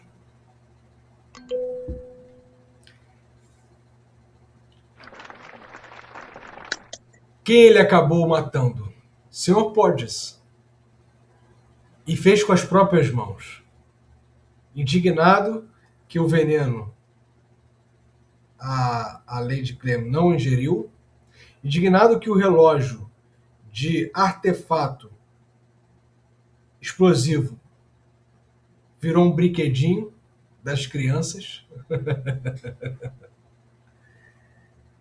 Indignado com tudo isso, tentando cumprir o destino que tinha sido predito pelo seu Podgers. O que ele fez? Ele acabou encontrando, ali naquela desolação dele, naquela frustração, depois daquela carta, ele acabou encontrando o Sr. Podges e acabou fazendo o que ele achava que deveria ser feito. E aí, pessoal, o que vocês acharam? Algum comentário de alguém? Eu preciso pensar nesse desfecho. Achei que fosse algo mais surpreendente, sabe? Algo assim mais surreal. Porque tudo leva a crer no conto que ia ser uma coisa assim muito, sabe? E no final foi... Foi o próprio Quiromante que ele matou. O que acontece? O Oscar Wilde, ele quer discutir o quê? Né? Uhum. Porque o Lord Arthur, ele passa a planejar um assassinato, um crime, como se estivesse cumprindo um dever moral, como se estivesse cumprindo um dever do destino. Acaba sendo uma obrigação, acaba sendo um dever matar alguém para que aquela profecia se cumprisse. Então, o Oscar Wilde ele faz esse questionamento. É destino, determinismo, está tudo determinado, predestinado a acontecer, ou são nossas escolhas? Ele não sente culpa em fazer o que ele começou a fazer, porque ele criou um sentido, uma espécie de dever. Então ele não sentia culpa. Mas a culpa, ela está em jogo também. Tá? E existe uma certa crítica ali à alta sociedade vitoriana da época. Não sei se é porque acreditavam em quiromantes, nesse misticismo, sendo que eram pessoas da elite, né? Ou seja, tinham toda a forma de traçar o seu destino e mesmo assim se entregava às crenças em quiromantes, e esses quiromantes eles se aproveitavam, eles eram bem quistos nessa alta sociedade. Então, esse dilema ético, essa tomada de decisões do Lord Arthur Seville, tudo isso está misturado no conto. E aí? Vai, Duda, fala. Oi. Então, eu fiquei com um negócio na cabeça, que foi justamente, eu fiquei pensando por que ele leu a mão esquerda. Isso do conto, fiquei pensando nisso. A mão esquerda, ela nos revela um algo oculto, um algo do passado. Então, por mais que ele tivesse uma boa persona ali em sociedade, fosse bem quisto, bem estudado, ele viu algo oculto do próprio Sir, que eu esqueci o nome, na mão esquerda dele. E eu fiquei pensando, como que isso se manifestou de forma oculta no próprio conto? Eu percebi que todas as vezes em que ele premeditou o crime, ele não aconteceu. Ele só aconteceu quando não foi premeditado, ele fez ali no momento, relevando assim o que estava oculto. Esse algo dentro dele em que ele já se torna um assassino, ele já é um assassino. Entendeu? É algo oculto que estava ali, e a falta de premeditação para a conclusão, ele conseguiu o assassinato quando ele não premeditou, para mim deixou essa impressão de que esse oculto foi mostrado. Porque aí não foi algo como... Ali eu vi uma intenção de assassinar. Na outra eu vi a intenção de não ter a culpa. Como se estivesse vivendo o destino. Ali eu vi uma intenção. Eu fiquei com isso na cabeça e eu também fiquei com uma outra coisa que foi essa escolha dele, né? Isso vai bater muito nessa questão da necropolítica também, que é quando a gente escolhe quem pode morrer. E ele escolheu quem podia morrer, porque ele considerou que essas pessoas em sociedade não tinham um poder tão resoluto ali. Isso já se manifesta aí. Aí foi isso que eu queria falar. Eu também, assim, corroborando com a fala da Duda, eu me lembrei também dos falsos profetas da Bíblia, que quando emitiam profecias falsas, a pena era a morte. Claro que ali eles eram apedrejados, né? O Pablo, melhor do que eu, saberia explicar isso. Mas me fez lembrar essas questões, né? Porque quando você emite uma profecia para alguém, você revela algo oculto para alguém, você se torna responsável, não pelo que a pessoa vai fazer com aquilo, mas com uma responsabilidade com o oculto, porque você está sendo um veículo ali para transmitir algo para alguém.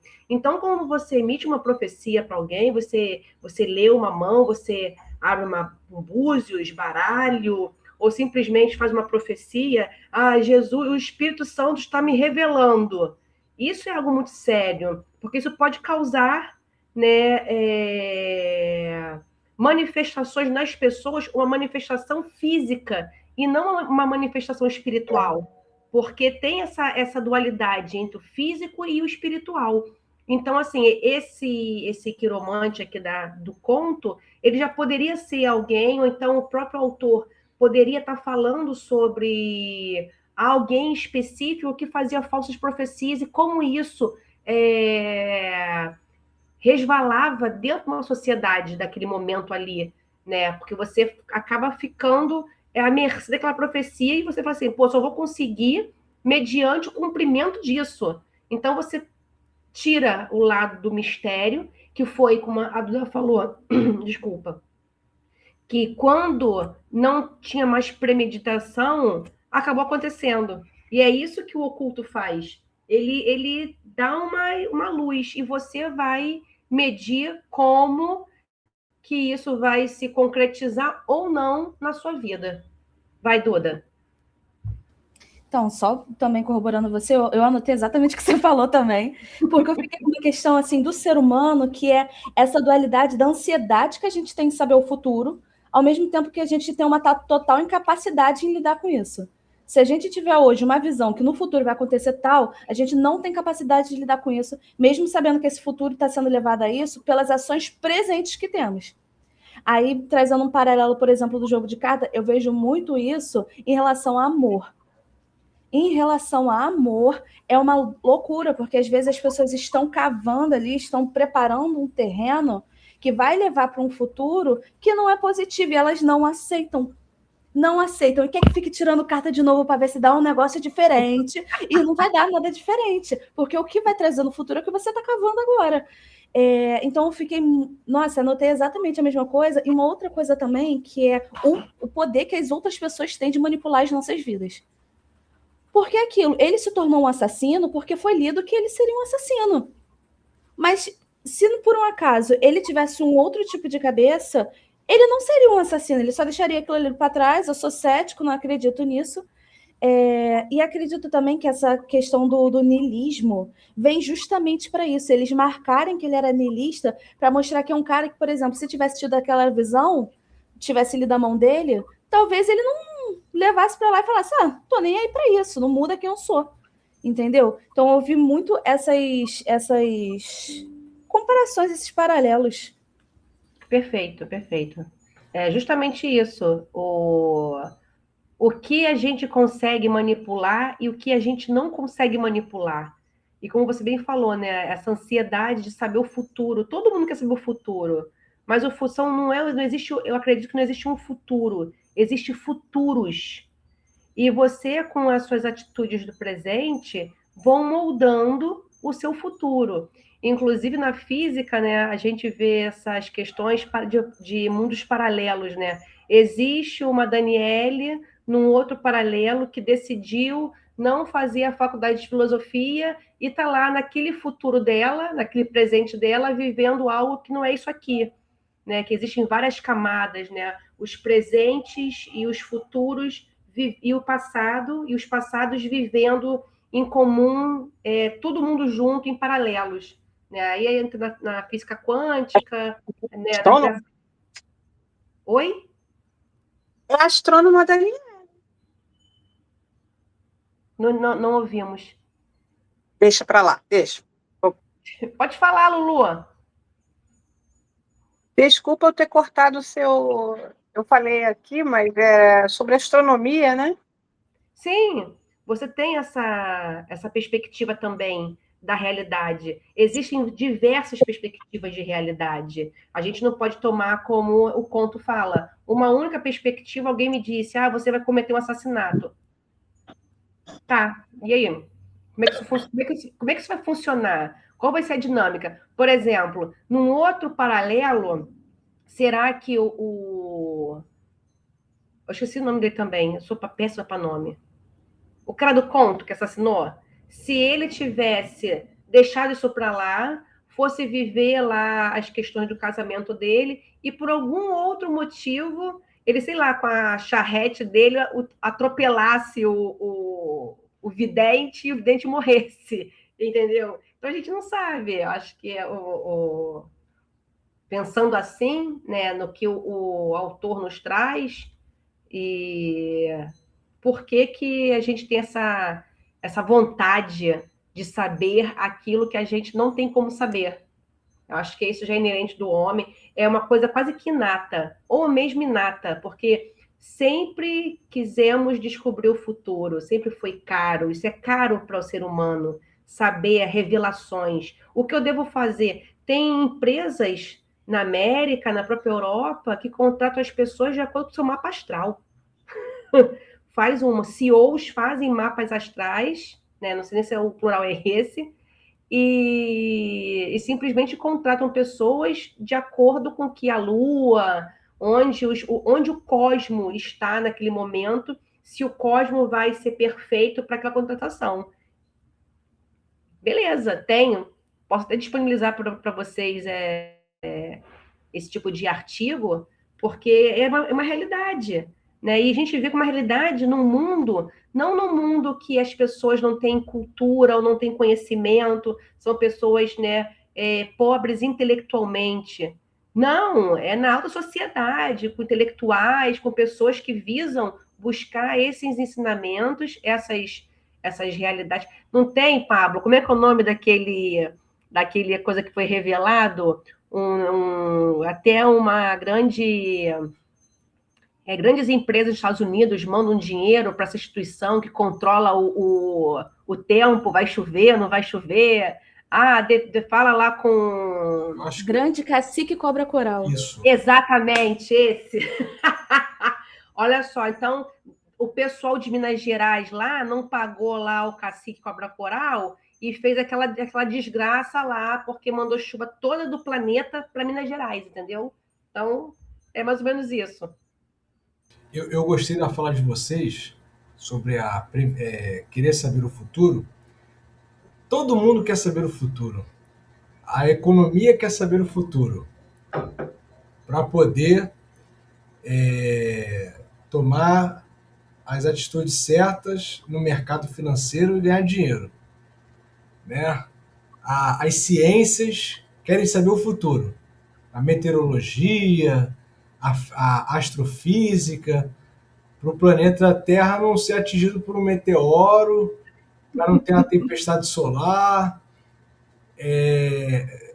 Eu sempre achei interessante esse negócio, essa busca das ciências, né, da física, por exemplo, em prever o futuro. O carro, a matemática, o carro a tantos por hora, num trecho com a distância determinada, calcule quando ele vai chegar na mureta e vai bater. Então, as Prever o ciências, futuro. todos, né? A política quer saber qual vão ser as próximas tendências. O Oscar Wilde, eu vou passar para a Lua. O Oscar Wilde, ele não quer colocar no conto, ele não deixa explícito se a previsão do Sr. Podges, ela se cumpre ou não, tá? Uhum. Porque a gente poderia falar assim, o Sr. Podges, ele viu o próprio assassinato, que o Lord Arthur iria matá-lo. O Oscar Wilde não quer discutir isso no conto. Está ali no conto, durante todo o conto. Mas ele não afirma se aquilo se cumpriu ou não. É mais a tomada de decisões do Lord Arthur. E outra coisa também, esse costume da época dos quiromantes estarem nos círculos da alta sociedade, nos eventos, e a alta sociedade, né, ouvi-los e prestarem atenção nas suas práticas. Então, é uma... Os reis magos, né, Pablo, também não foram invocados lá para fazer a revelação que viria um Salvador? Não é uma revelação mística dos reis magos? Ali num outro contexto, né? Porque Sim, ali é sempre tem um contexto. porque ali é um escrito sagrado. Mas o Oscar Wilde, ele não está querendo falar que o destino se cumpriu ou não. Mas ele coloca isso porque o dilema ético do Lord Arthur é a centralidade do conto. Mas fala, Lu, você levantou a mão. Lulu, fala. Eu acabei me perdendo aqui. O Pablo, ele falou o que eu iria falar, né? Que o autor aí, no caso, fala sobre metafísica, né? Sobre essa questão humana que as pessoas têm de saber o que vai acontecer, mas isso em todos os períodos da humanidade, nós temos essa vontade, essa curiosidade, essa necessidade, vamos dizer assim, de saber sobre o futuro. Até hoje, né? Nós estamos aí com esses ocultistas, maçonaria, todo mundo envolvido. Os caras têm na mão o destino do planeta, mas fazem aquelas coisas macabras, né? Então, eu acho que a ciência anda junto com o ocultismo, já todos sabem. E a Igreja Católica, embora eu seja católica, nesse período dos Borgias, é que ela ascendeu, né? Que aquele homem roubou muita coisa, roubou. Nossa, nós vimos aquela série, né? Uma série muito boa. Não sei qual era a visão, sabe? Não me lembro muito bem a visão do autor, do filme, né? Do diretor, que eu queria passar, mas ele mostrou bem o que a igreja fez. E depois desse período, a igreja começou a ascender, e hoje essa potência. E a gente não sabe se acredita, se não acredita, né? Mas é a fé que a gente coloca na frente, né? É isso, gente. Tá? Eu já para comentar. Vai, Duda.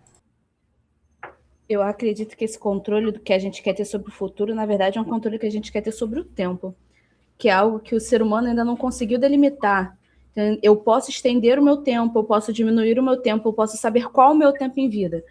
E ainda acredito mais, acredito que a gente fica nessa falsa esperança de que a gente, sabendo quanto tempo tem de vida, a gente vai aprender a viver a nossa vida. E não vai. A gente só quer aprender a ter controle sobre aquilo. Eu também acho, Duda, que mais do que o tempo, a gente quer controlar o outro. Porque, por exemplo, como você falou, né, nas questões amorosas, né? Todo mundo, ninguém procura assim, vou fazer. As pessoas, senso comum, tá? Não vou procurar se eu vou aceitar aquele emprego ou não. Eu quero saber se eu vou ter um emprego. Não importa.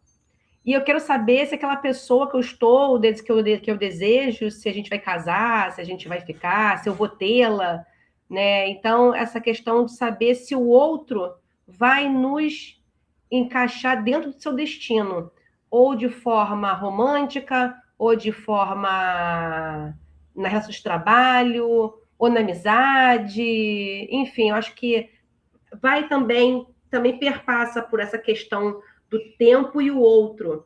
E os astros são as três coisas, né, que os epicuristas, eu acho, né, Pablo, que falam que a gente não tem controle. Se você quer controlar o tempo, você não vai conseguir, porque o tempo é incontrolável, ele passa e acabou. Se você quer controlar a força da natureza, a chuva vem, arrasa tudo, ou vem um meteoro, bate aqui, extingue tudo, não tem como controlar. Hoje eu ouvi uma fala até do Pondé, né, bem polêmico também, uns gostam, outros odeiam, outros não acham nada. Ele estava falando sobre a questão do... essa coisa que vendem para a gente, que se a Rússia lançar um míssil, os Estados Unidos têm a capacidade de abater esse míssil com outro míssil e não deixar que esse míssil chegue até os Estados Unidos. Aí a fala dele é muito interessante, gostei muito. Foi agora de manhã. Ele falou, quando se vende essa perspectiva de conseguir evitar que o outro te ataque, é a mesma coisa quando você dá um tiro numa pessoa e a pessoa revida com outro tiro achando que aquele tiro que ela mandou vai bater naquele tiro da outra e aquilo ali não vai acontecer.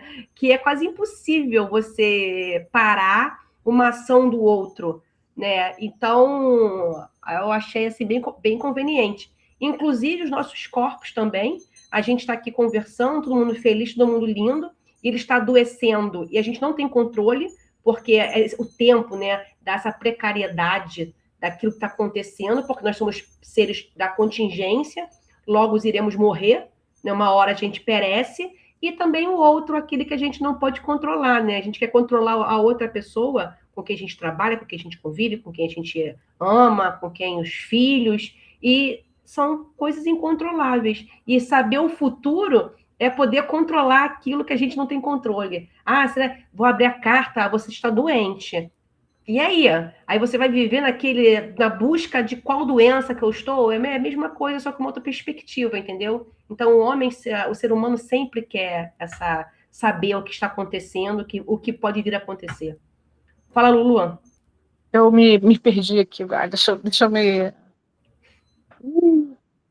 Minha memória está horrível. Ah, eu ia falar sobre essa fala sua, né? Sobre os Estados Unidos e Rússia, sobre essa incapacidade dos Estados Unidos travar, né? Contra lançar um míssil para aniquilar aquele outro míssil. A incapacidade dela. Aí quem tiver interesse, né, para fazer uma reflexão, que até foi dica do Pondé, acredito que você deve ter pego essa dica dele, né? Que é Casa da Dinamite. Quando acaba o filme, eu fiquei muito aborrecida, mas aí eu entendi a reflexão. No final do Não filme. fala, não dá spoiler que eu vou ver esse filme hoje com o Pablo Bastardo. Tá. Então veja aí depois, me fale sobre a reflexão de Casa de você. Dinamite. Tá? É perfeito, foi nisso mesmo Que que eu vi também. Aí foi muito bom, vi ontem e gostei. Deixa eu não vou falar mais nada sobre isso. Duda. Gente, beijo. Tchau.